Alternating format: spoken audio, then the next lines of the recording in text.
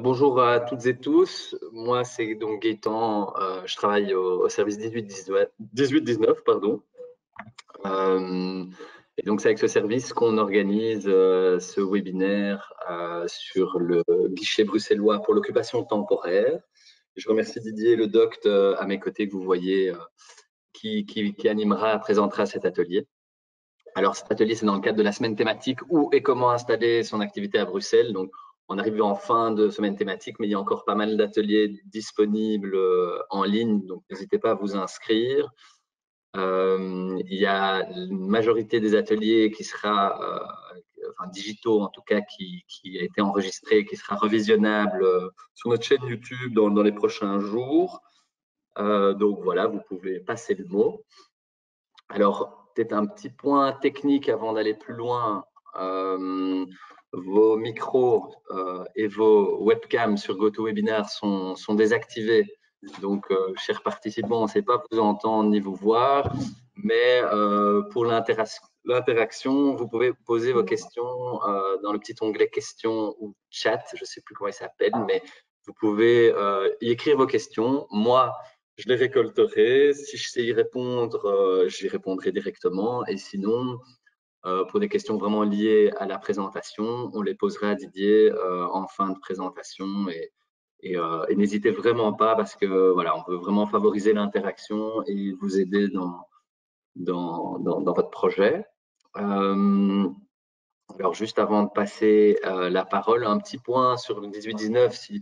Pour ceux qui ne connaissent pas, donc on a un service régional d'info, information et d'orientation pour tout entrepreneur ou futur entrepreneur qui désire voilà, démarrer un business en région bruxelloise. C'est gratuit, on le fait évidemment gratuitement. On est une équipe d'une quinzaine de conseillers. Donc voilà, on a un site internet qui regorge d'informations, donc n'hésitez pas à passer du temps dessus et à trouver réponse à vos questions. Un numéro de téléphone 1819 joignable en matinée du lundi au vendredi. Et alors on avait, je crois que c'est le dernier jour aujourd'hui, un bus avec lequel on a un peu vadrouillé dans Bruxelles tout cet été pour aller à la rencontre des entrepreneurs en face-to-face. Je sais, c'est un projet qu'on va peut-être continuer par la suite. Et habituellement, on a aussi un guichet physique au bureau qui, pour l'instant, est fermé pour travaux et à cause du Covid.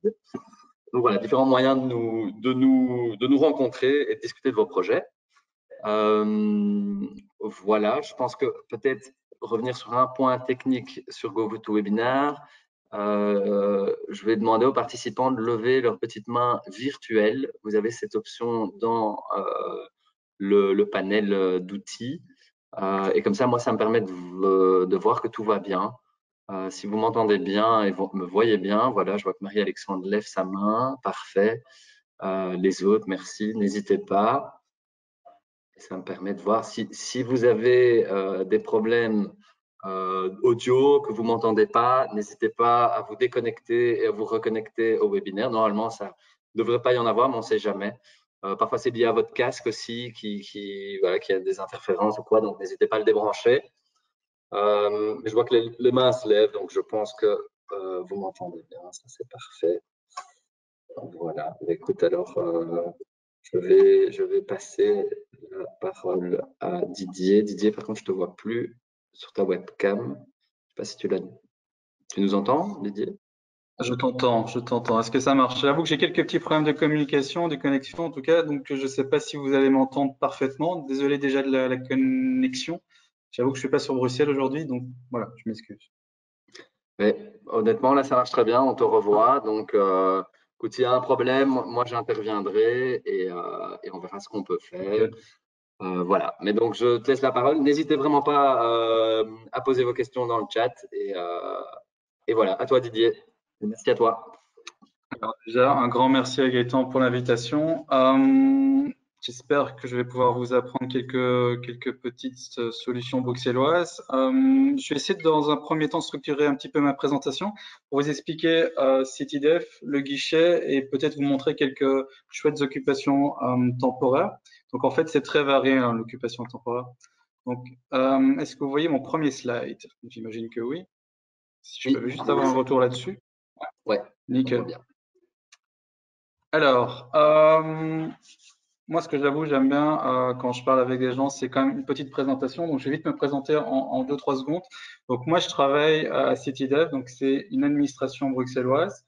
On est un parastatal, donc c'est-à-dire qu'on n'est pas directement lié au budget régional. On est un peu le bras armé. On est de tous les projets immobiliers bruxellois. C'est-à-dire qu'on fabrique du logement, enfin, on construit du logement, mais on construit aussi des activités productives. Donc, on a deux grandes missions qui sont à l'origine de maintenir l'activité productive en ville, et ça depuis 1974. Et alors, on a plein de formules pour maintenir. Soit on permet de construire sur des terrains à nous à très bon prix, soit on trouve des locations, un système de location, d'un amphithéose. Enfin, il y a plein de solutions qui peuvent être mises.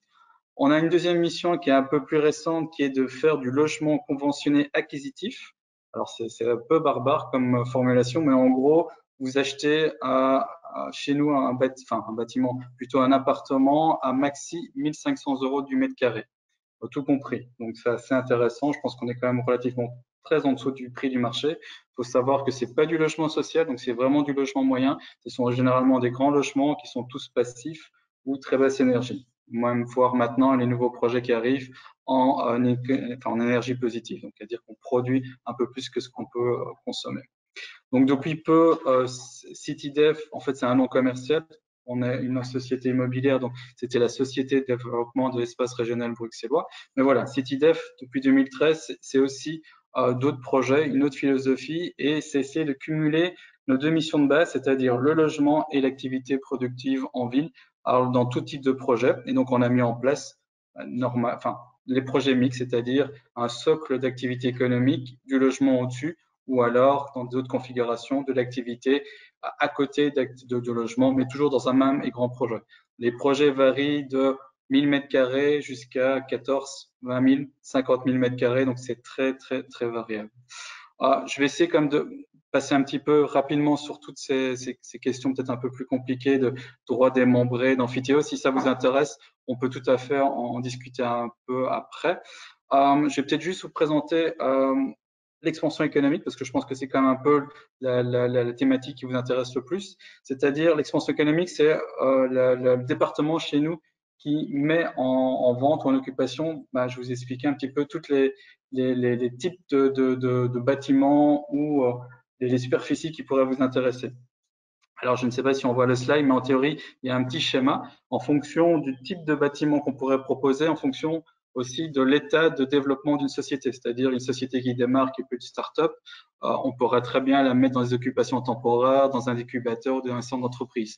Lorsqu'elle grandit ou lorsqu'elle devient une certaine forme de maturité, voilà, on pourrait très bien viser des grands bâtiments dans un zoning ou intégrer un projet mixte un petit peu plus, comment dire, urbain, on pourrait dire. On accueille vraiment tout type d'activité, c'est-à-dire aussi bien de l'activité de production de biens matériels que de production de biens immatériels.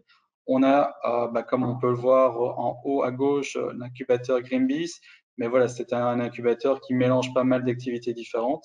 Il y a de la production de bière, par exemple, comme de la production cinématographique. C'est vraiment très, très, très varié. Je vais juste vite passer sur la rénovation urbaine, je vous ai dit, donc c'est du logement passif acquisitif à 1500 € du mètre carré. Et on va rentrer, ce qui peut-être vous intéressera, à mon avis, un peu plus, c'est les nouveaux projets mixtes. Donc ça, c'est un exemple de projet qui est en train de se développer en région bruxelloise sur Anderlecht. Donc c'est un petit projet d'à peu près 18 000 mètres carrés en tout, je pense, de logements conventionnés et de 7 ou 8 000 mètres carrés d'activités productives en rez-de-chaussée. Il va avoir un pôle aussi commercial parce qu'en fait c'est un projet un petit peu mixte. Il y a aussi de l'équipement, il y a plein d'activités différentes. Mais voilà, ça c'est quelque chose qui va être arrivé sur le marché d'ici à peu près 24 à 30 mois si tout se passe bien pour la phase 1. Donc c'est la phase qui est reprise en rouge dans la présentation. La phase bleue arrivera un petit peu par après et là il y aura aussi des surfaces commerciales et des surfaces d'équipement qui seront mis à disposition. C'est un projet qui était soutenu par le FEDER notamment, mais voilà. Mais en gros, on reste dans les standards de CityDev, c'est-à-dire 1500 € et des superficies locatives maxi, je pense, de 50 ou 60 € du mètre carré par an pour les activités productives et un petit peu plus pour les activités à caractère commercial ou assimilé. Alors, vite fait, quelques chiffres. Donc, en gros, on a à peu près 200 hectares, 210 hectares de superficie terrain dédiée à l'activité productive et commerciale. On a à peu près 4200 logements qu'on a construits depuis l'origine et on arrive dans une création plus ou moins tous les 5 à 6 ans de 1000 à 1200 logements qu'on met sur le marché. Pourquoi on met autant de logements? Alors, je ne sais pas si vous êtes au courant, mais il y a eu quand même le PRAS démographique et pas mal d'études qui ont mis en avant que Bruxelles allait devoir accueillir à peu près 9000 personnes par an en plus, et donc 9000 demandes de logement qui vont en découler. Voilà, donc on essaie de répondre en fait aux besoins de la région. Donc, je vais vite maintenant nous axer sur l'occupation temporaire. Alors, pourquoi on parle d'occupation temporaire? Je pense que c'est quelque chose qui a toujours eu lieu et qui a toujours existé. Mais voilà, ça devient quelque chose qui est un petit peu commercial, qui est trendy, qui est vendeur. Mais voilà, c'est quelque chose qui a toujours eu lieu. L'occupation commerciale, on l'a faite pendant tout un temps. C'est-à-dire que dans certains biens qu'on avait acquis, on mettait des superficies rez-de-chaussée en location pour des pop-up stores ou des choses un peu plus. Voilà, on a développé maintenant cette approche aussi dans nos activités productives et dans nos logements. C'est-à-dire que quand on achète un terrain ou un bâtiment, on essaye d'éviter que le temps de l'instruction d'un permis ou du choix d'un développeur, eh ben, que ce bâtiment ou que ce terrain se dégrade, soit squatté ou crée des nuisances sur le quartier. Donc, on a intégré dans le développement du projet une des premières phases qui est l'occupation temporaire. Donc, c'est quelque chose d'assez récent, c'est quelque chose en gros, depuis 2 ou 3 ans, on l'intègre vraiment dans les plannings et donc dans les financements qui en découlent. Et ça nous permet en fait de tester aussi pas mal de nouvelles affectations qui pourraient ou non répondre au quartier. On a testé il n'y a pas très longtemps le développement, par exemple, d'une salle d'escalade sur Anderlecht. Voilà, c'est quelque chose qui a fonctionné, on s'y attendait pas du tout, mais ça fonctionne super bien. Et d'une occupation temporaire, ils sont passés en tout cas, une recherche d'une occupation définitive et on est en train de trouver et les intégrer dans un projet mixte. Donc, en fait, une occupation temporaire, c'est aussi un peu stressant pour éventuellement les personnes qui seraient motivées à travailler avec nous. Mais voilà, on est une administration publique, comme je disais, donc avec nous, il y a quand même une certaine forme de sécurité. Donc, on définit la durée, on définit les modalités et on définit un petit peu quels sont vos besoins et on peut aussi vous accompagner s'il faut introduire des permis ou vous aider à vous installer. Il y a 2 outils qu'on a mis en place pour essayer de répondre et surtout de promouvoir l'occupation temporaire. Donc, le premier, c'est tout simplement l'appel à manifestation. C'est un peu l'appel à projet. Mais voilà, ça sort un petit peu des codes traditionnels. Donc, on essaie d'éviter de passer par un bail locatif. Et donc, on a mis en place les conventions d'occupation sur 2 ans, renouvelables. Ça vous donne exactement les mêmes droits qu'un bail, mais c'est plus souple dans la manière de pouvoir partir ou aussi la manière de pouvoir calculer ou réévaluer éventuellement les indemnités. Donc, nous, on ne parle pas de loyer, mais on parle plutôt d'indemnités. Alors, bien sûr, il y a pas mal de succès, mais il y a aussi quelques petites cacahuètes. Donc, je pense que si vous voulez des informations là-dessus, on peut en discuter un petit peu. Mais en gros, les cacahuètes sont essentiellement des personnes qui ont mal calibré leur projet à l'origine et qui ont eu des difficultés à développer leur activité. Mais voilà, on trouve toujours un petit peu des solutions pour qu'ils puissent partir dans des bonnes conditions et sans avoir des dettes derrière. Alors, pour nous, c'est vraiment un win-win régional. C'est aussi bien un win-win pour le propriétaire que pour l'occupant, que pour la région. Parce qu'on a découvert, on le sentait un petit peu, mais que beaucoup de jeunes entrepreneurs, en fait, n'osaient pas se lancer pour des risques financiers, enfin voilà. Donc ici, on peut, à moindre coût et à moindre risque, dans un bâtiment qui ne correspondait pas toujours à ce qui a été imaginé, mais il y a des synergies qui peuvent se mettre en place avec d'autres occupants, parce que c'est vrai que c'est quelque chose qu'on essaie de promouvoir, plutôt regrouper plusieurs occupants, parfois thématisés ou pas, mais autour d'un bâtiment. Et donc c'est comme ça que je vais vous présenter quelques petits projets qui moi me semblent plutôt des succès, mais voilà, on peut en discuter un petit peu par après. Alors, donc je vous disais, on est propriétaire de pas mal de bâtiments, on en achète beaucoup pour construire justement nos 1200 logements tous les 5 à 6 ans. On est obligé d'avoir une stratégie immobilière très forte. Donc, on a quelques privilèges, comme on est une administration. On a des beaux droits de préemption, mais on a aussi des droits d'expropriation. Ce dernier droit, on l'a jamais utilisé. Donc, on préfère toujours travailler avec les propriétaires et trouver des bonnes solutions pour acquérir leur terrain ou leur bâtiment. Donc, on a mis en place toute une série de stratégies, aussi bien en termes de dépollution, d'assainissement des sols, qu'une certaine maîtrise des coûts pour la gestion des bâtiments. Et c'est comme ça aussi que l'occupation temporaire rentre dans la maîtrise et la gestion des coûts. On peut, nous, minimiser un petit peu les risques d'un développeur ou d'un promoteur en mettant de l'occupation temporaire. Et donc là, j'amorce un petit peu aussi quelque chose que j'aimerais vous parler un petit peu, c'est le guichet. Et donc ça, c'est parce que CityDef a reçu une nouvelle mission. Il ne travaille plus juste pour lui, mais va travailler pour toute la région et également pour les pouvoirs plutôt privés.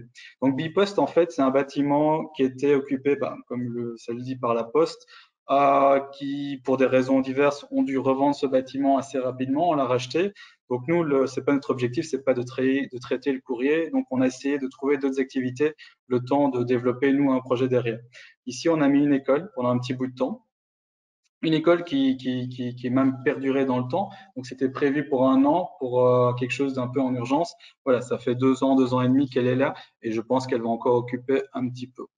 Par exemple, ça, ce projet Bridge City, c'est un projet qui se trouve en bas du Lambermont, donc juste avant le pont Techman et le pont Van Praat. Ça rentre dans le cadre d'un remembrement. Donc, la petite parcelle que vous pouvez voir en bas, c'est une ancienne usine. C'était un transformateur électrique de sous-réseau qu'on nous avons racheté pour entamer le remembrement de toute la parcelle. Donc, c'était un petit îlot qui fait 1 hectare, je pense.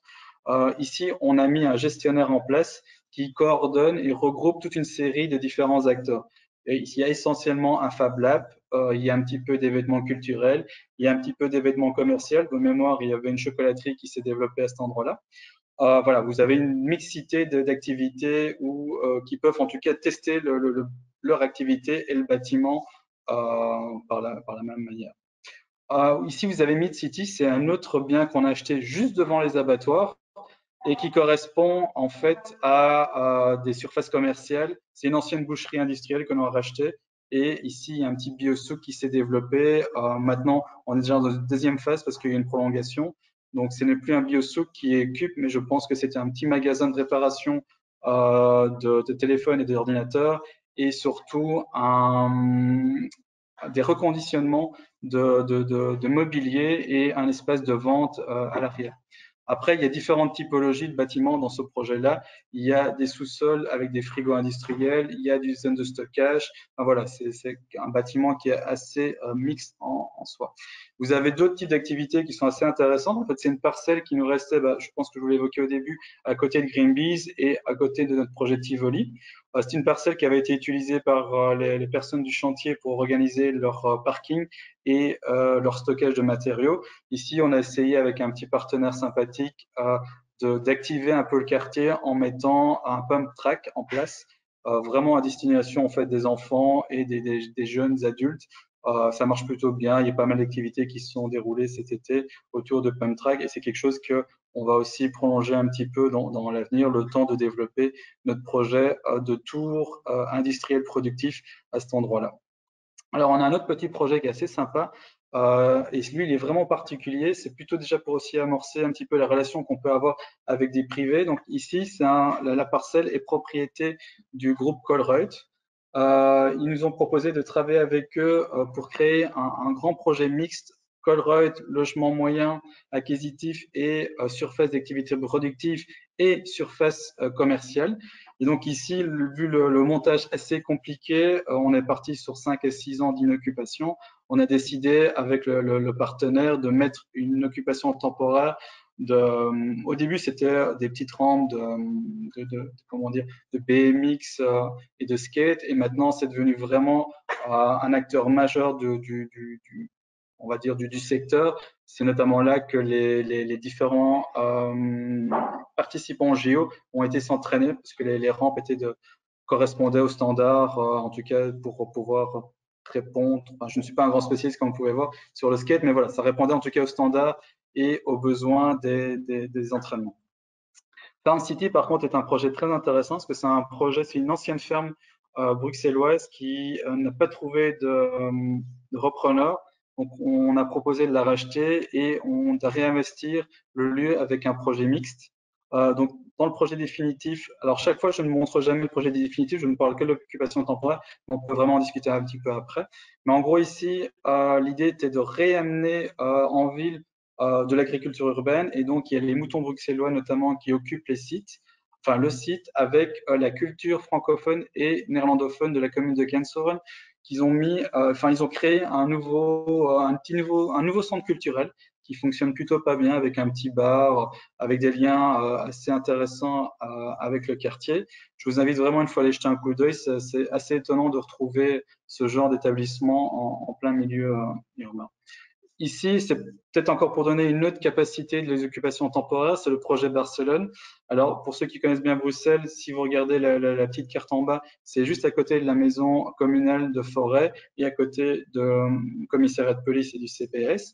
En fait, l'idée ici de promouvoir le logement d'urgence, le Housing First, et avec le partenaire, on a réussi à introduire un des premiers permis, c'est pas le premier permis, pour du logement pas conteneur, mais modulaire, pour du déplaçable en fait. Tous ces modules sont déjà présents. Je pense qu'il y en a déjà 4 en tout cas qui sont présents. Les 2 derniers doivent être encore construits, mais ils sont déjà sur le site. Ils l'occupent. Mais ici, on a fait évoluer surtout la législation et c'est ça qui est le plus intéressant. Donc le permis qui a été introduit par le partenaire va servir à d'autres occupations temporaires ou même définitives en région bruxelloise. Alors ça, c'est pour donner peut-être d'autres ampleurs. C'est la guerre de l'Ouest. Donc ici, on est mandaté par la région pour acheter toute la bande verte que vous pouvez voir en bas. Et on a décidé, avec la SNCB, ici, de mettre en occupation le terrain ou le terrain avec des conteneurs dessus. On est en train de discuter, de voir un petit peu quelles sont les solutions. Mais voilà, ça, c'est 10 000 m² qui arriveront, à mon avis, début janvier, début février, comme solution possible pour des activités. Alors pour l'instant, c'est un terrain un petit peu vague, il y a pas mal de végétation, mais voilà, on a vraiment une stratégie derrière. On a déjà des contacts pour avoir des conteneurs très différents, aussi bien des conteneurs qui peuvent accueillir des surfaces commerciales type pop-up store que de l'activité productive et aussi bien du logement. Alors, le logement ici, par contre, on ne va pas l'accepter, mais voilà, on a différents types de solutions qu'on pourrait proposer avec ce partenaire. Alors ça, c'est juste pour vous donner quelques petits exemples d'interventions qu'on fait aussi en occupation temporaire d'ampleur fort différente. Ici, on en parle peut-être un peu moins, mais on essaye de trouver des solutions pour le logement d'urgence, notamment pour le parc Maximilien. Et on a 2-3 occupations temporaires dans des bâtiments qui nous appartiennent ou où on a un droit réel dessus, où on a réussi à accueillir, je crois qu'on a en tout à peu près 600 ou 700 personnes migrantes qui occupent ces lieux. Alors pour des durées variables, mais généralement ça tourne entre 2 et 2 ans et demi plus ou moins d'occupation.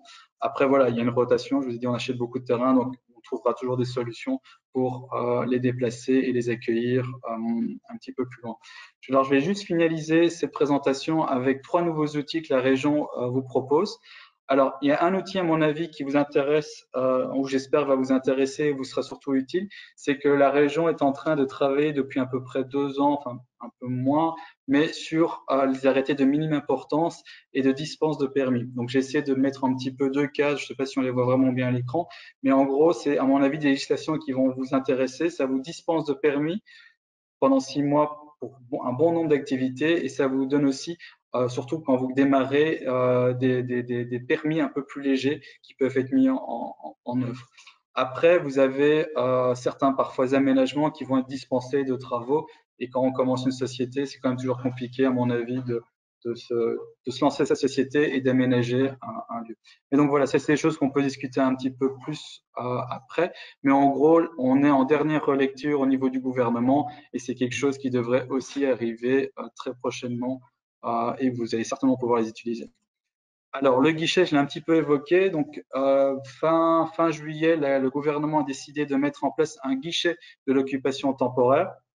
Alors, ces guichets, ça va être encore peut-être pour vous une énième administration, mais ce n'est pas du tout le cas ici. En fait, ces 2 administrations, c'est notamment la cellule d'occupation temporaire SETIDEF et Perspective qui se regroupent pour mettre en place surtout des bonnes pratiques et des outils que vous allez pouvoir utiliser.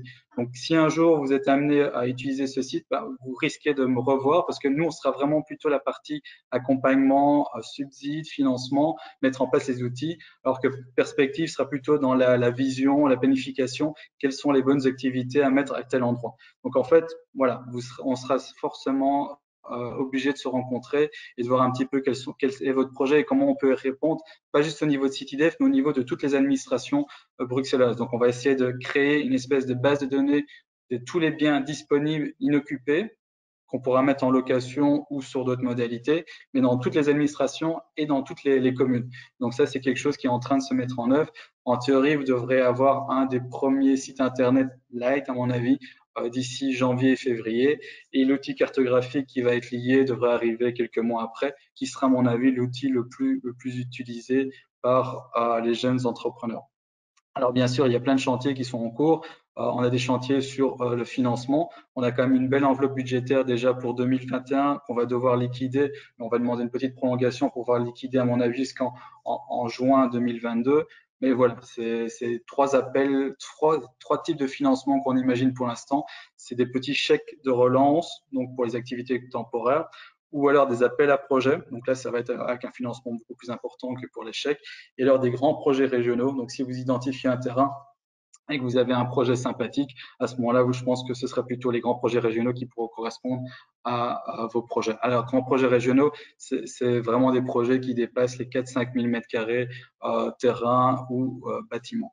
Le dernier petite chose que j'aimerais vous parler dans la présentation, et après on essaie de discuter tous ensemble, c'est la charte des pouvoirs publics. Donc ça, c'est quelque chose, c'est un peu sur base d'une charte qui est déjà eue en France ou dans d'autres pays, aussi en Allemagne.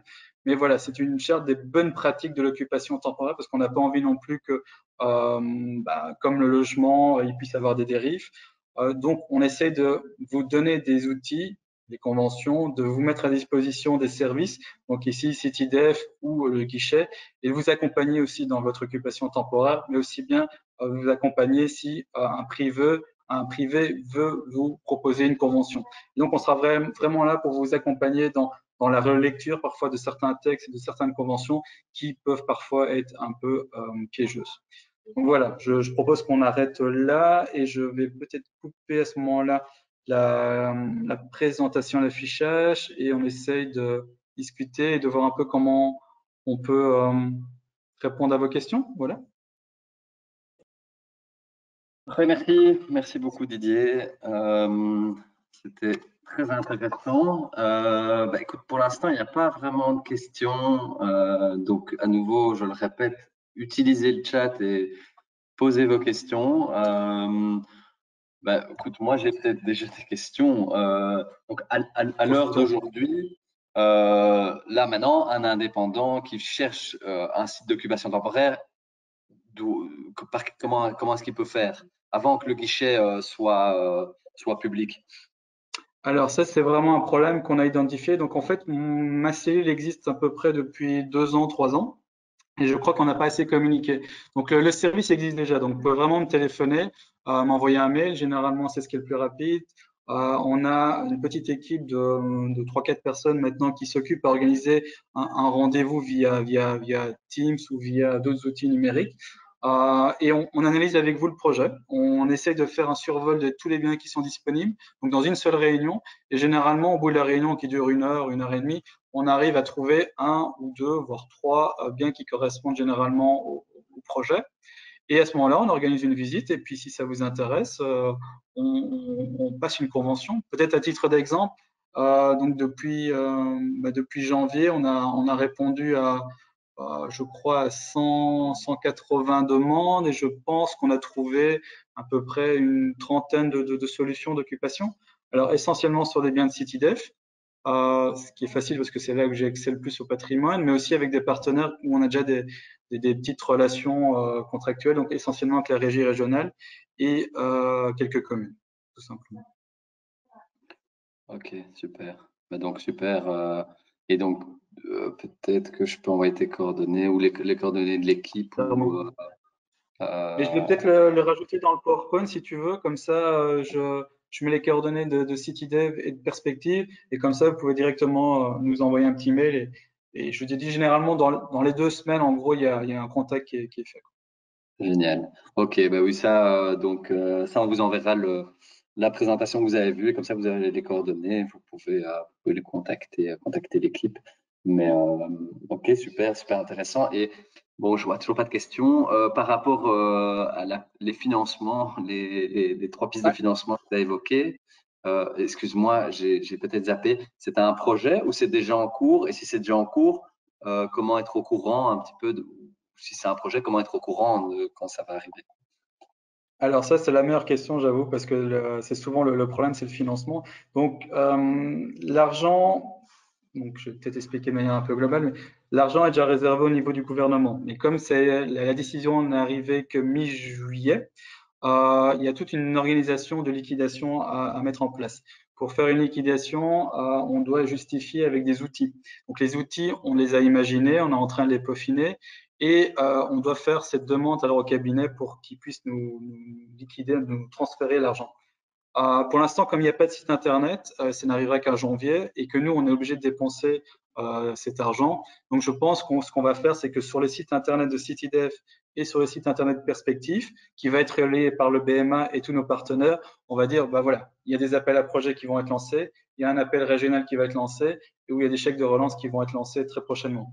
Je disais, on va demander comment dire, une petite prolongation de 6 mois déjà pour dépenser l'argent de 2021 parce que je vois bien comment ça se passe. Il y a quand même pas mal de validations. Quand on parle d'argent, il y a toujours des validations à avoir par les directions, par la comptabilité, ce genre de choses. Donc, je pense que les premiers outils disponibles n'arriveront que vers janvier ou février.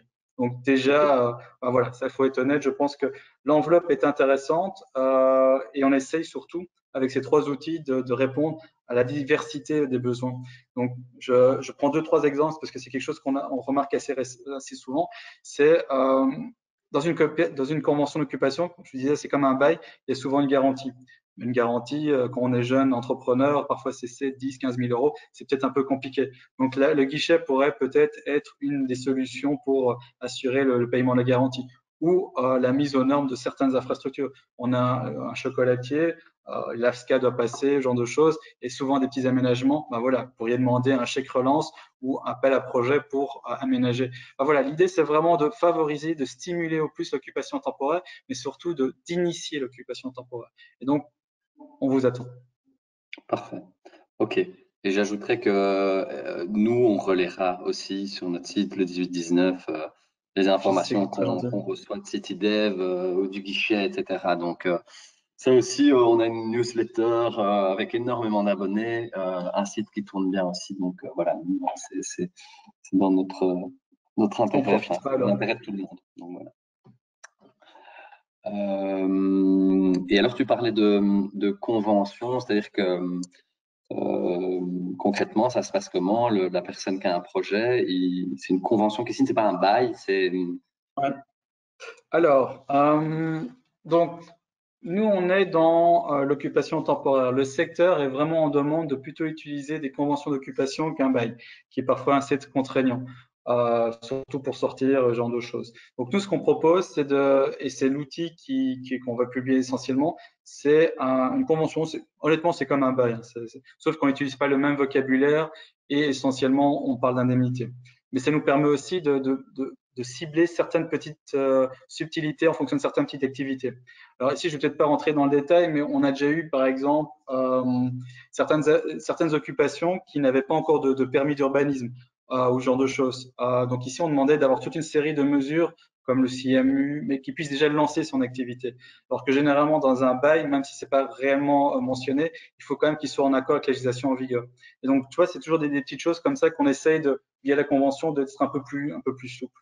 Après, c'est peut-être pas le meilleur exemple pour justifier la convention, mais voilà, ça c'est un peu un des exemples que les gens comprennent, c'est on est un peu plus souple aussi en matière administrative. Et c'est quelque chose que les communes et en tout cas le gouvernement et les législateurs est en train de mettre en place, notamment comme je disais avec les arrêtés de minime importance et la dispense des 6 mois, c'est d'être un peu plus souple sur les autorisations nécessaires et souvent préalables à une démarche. Et c'est un peu dommage parce que quand on veut tester une activité, on n'a peut-être pas du tout envie de dépenser plusieurs centaines d'euros ou milliers d'euros pour un permis d'urbanisme, pour un changement d'utilisation, d'affectation, alors que nous, tout ce qu'on veut faire, c'est tester son produit, construire et le vendre. C'est pas toujours évident. OK, génial. Mais donc ça va dans le bon sens et c'est fabuleux. Alors j'ai une question de Marie qui qui dit ceci. Vous parlez d'accompagnement en matière de permis et financement. En quoi cela consiste-t-il? Cela vaut-il également pour les occupations temporaires qui ne se trouvent pas sur les sites de CityDev ou d'un autre organisme public? Alors, clairement, donc l'idée pour l'instant du guichet, ce serait d'offrir un service à tous les citoyens, donc tous les habitants bruxellois. Et donc, l'accompagnement, c'est ça qu'on est en train vraiment de définir, notamment avec notre partenaire Perspective, c'est jusqu'à quel niveau d'accompagnement on peut aller. Donc, nous, pour l'instant, CityDev, par exemple, on n'a jamais introduit en notre nom un permis, mais on a toujours accompagné les porteurs de projets jusqu'à mettre un architecte, encore récemment, pour simplement formaliser correctement des plans qui soit acceptable par une commune, et ce genre de choses. Donc le guichet demain, et là je ne m'avance pas en disant ça, hein, il va accompagner le demandeur, aussi bien au niveau des permis, je pense, des autorisations nécessaires, mais si d'autres autorisations sont nécessaires, comme le CMU, ben voilà, on va aussi vous accompagner. Et dans ce cadre-là, par exemple, on a déjà créé un partenariat avec le CMU pour favoriser et surtout accélérer les visites et les autorisations pompiers. Parce que ça, quand on est dans une occupation temporaire, ou en tout cas, c'est toujours très court dans le temps, c'est 2, 3, 4 ans. Si on doit attendre 6 mois pour avoir un passage pompier, on a déjà perdu un quart, un cinquième, un dixième du temps possible. Donc ici, on crée déjà ce petit, cette petite plus-value. Il n'y a pas que ça, il y a aussi par exemple pour les assurances, on est en train d'essayer de voir s'il n'y a pas moyen de trouver des formules pour, parce qu'un des problèmes pour les occupations temporaires, c'est justement de trouver des assureurs. Et donc voilà, on est en train de voir s'il n'y a pas une solution qu'on pourrait, soit de CityDev, soit de Guichet, soit de Perspective, mettre à disposition. Et pour l'instant, je crois que c'est plutôt positif. Il y a des solutions qui sont sur la table. Mais donc oui, on accompagne un peu plus que juste vous tenir la main et vous dire ce qu'il faut mettre dans un dossier, quoi. Et financement, tout reste encore à faire, mais là, ce sera quelque chose de très souple sur les chèques relance, par exemple, et ce sera quelque chose de très facile sur les projets, les appels à projets. Et là, par contre, sur les projets régionaux, ça sera un peu plus compliqué parce que là, on va vous demander certainement des plans financiers pour s'assurer que le projet que vous voulez mettre en œuvre tient vraiment la route. Mais voilà, on sera toujours là pour répondre à vos questions et essayer de trouver les meilleures solutions. Et si on doit faire évoluer les outils, on fera évoluer les outils aussi. Super, ok. Donc on voit qu'il y a quand même une grosse flexibilité à venir. C'est génial. Et aujourd'hui, des porteurs de projets qui te contactent, il y a des conditions spécifiques pour pouvoir intégrer un espace? Avoir un bon projet, c'est déjà pas mal. Mais non, même les mauvais projets, on pourra les accueillir. Non, il n'y a pas de conditions spécifiques. Il y a peut-être juste une petite condition, mais qui est propre à l'occupation temporaire.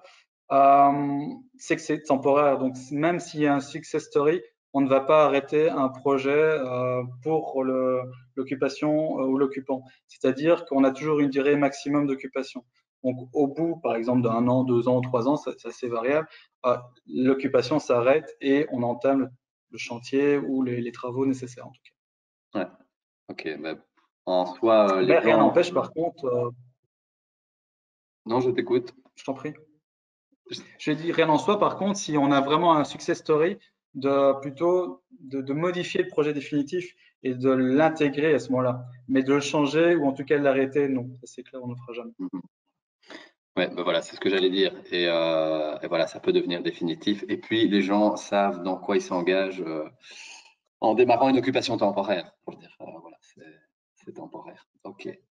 Alors, j'ai pas d'autres questions, vraiment. N'hésitez pas hein, à écrire si vous avez des questions spécifiques. C'est vraiment le moment. Faut profiter de ces moments d'interaction pour penser à votre projet et poser vos questions spécifiques. Donc, je vous laisse encore un peu de temps pour les écrire, ces questions. Parce qu'il nous reste quand même encore un petit peu de temps. Alors.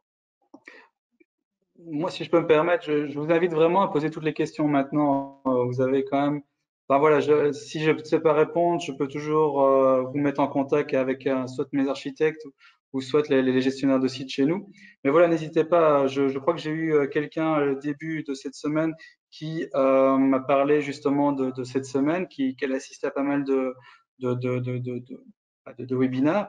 Et je pense qu'on a un petit peu reconstruit en tout cas son projet et on a mis le doigt sur certains éléments qui étaient peut-être un peu faibles. Donc voilà, n'hésitez pas à profiter aujourd'hui du temps qu'on a ensemble, quoi. Alors, j'ai une personne qui s'intéresse à des projets d'occupation temporaire sur XL et qui se demande comment trouver. Est-ce que je dois vous contacter directement? On en a déjà un peu Alors, parlé. le plus simple, c'est de me contacter directement, clairement. Je vais vous donner mes coordonnées, hein, donc mail et les coordonnées de ma secrétaire, ça va être le plus rapide, je pense.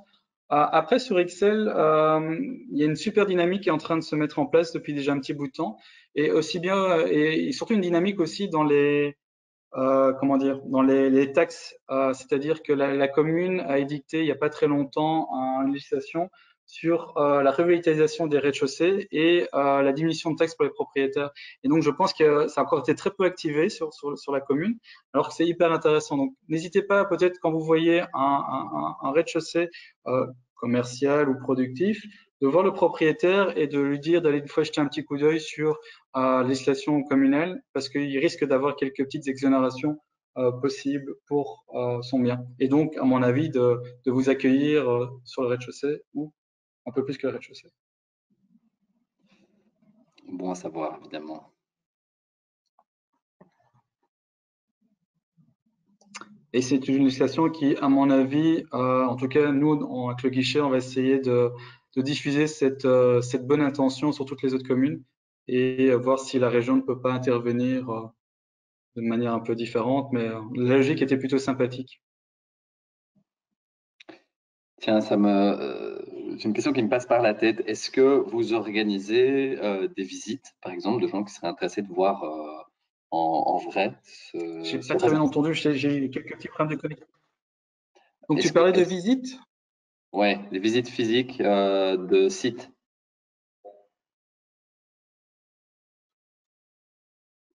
J'ai vraiment des micro-coupures, je ne t'entends pas du tout. Alors, est-ce que tu m'entends là maintenant?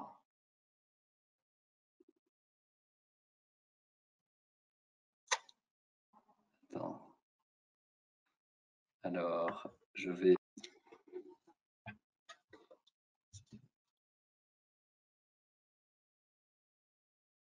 Voilà, je reviens. Est-ce que ça marche mieux pour toi?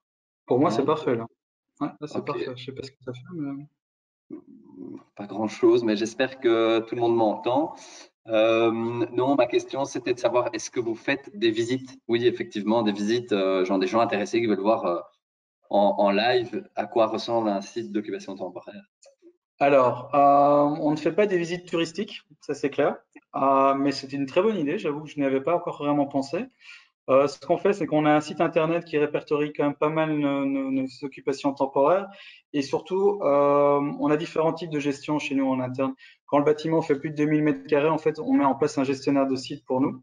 Et lui, généralement, fait des visites parce qu'ils sont tous hyper motivés et ils font des visites de leurs projets, leur occupation.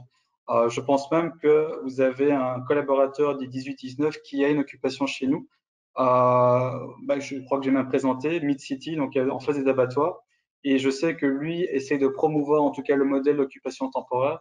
Et voilà, il fait régulièrement des visites et je lui ai déjà envoyé, je pense, quelques bureaux d'architectes et quelques jeunes étudiants. Après, on a quand même une activité un petit peu d'ampleur. Généralement, ceux qui sortent à Bruxelles la connaissent, qui est le CIE Citygate, qui est géré par Entract. Alors, Entract, je ne sais pas si on connaît, mais voilà. Là, c'est tout à fait libre. Vous pouvez rentrer, rencontrer aussi bien les producteurs que le petit espace Horeca, que les espaces de présentation. Mais voilà, je trouve que l'idée de faire une visite n'est pas si mal. Je lancerai peut-être bien ce petit projet encore cette année, quoi. Ouais, bah écoute, justement, nous, avec le 18-19, on a été justement visiter Citygate et donc je peux vous dire à Ouais. toutes et tous que ça vaut vraiment la peine. On se fait vraiment une belle idée de ce que c'est que de l'occupation temporaire et des opportunités qu'on peut y développer, et notamment ce mur d'escalade assez impressionnant. Donc c'est assez super. J'ai juste une remarque d'une personne qui dit nous avons un projet, nous reviendrons directement vers vous car on cherche un endroit éphémère. ils doivent encore définir la commune, mais donc je crois que tu auras des contacts de Maxime Picaudet.